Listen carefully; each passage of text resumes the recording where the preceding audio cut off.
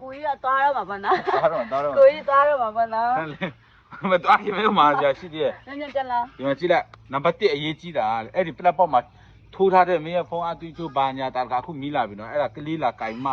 အန်ဒီရှိရဲ့အဲ့ဒါတစ်ခါတည်းဖြုတ်နော် အေးလို့ဖြုတ်မယ် ပြီးတော့ရှိသေးခဏလေးဘာတွေလုပ်နေလဲခဏလေးဒီမှာကြည့်ပြီးတော့ဒိုင်ဘာလေအခုသုံးတဲ့ဒိုင်ဘာလုံးဝမကောင်းဘူးနော်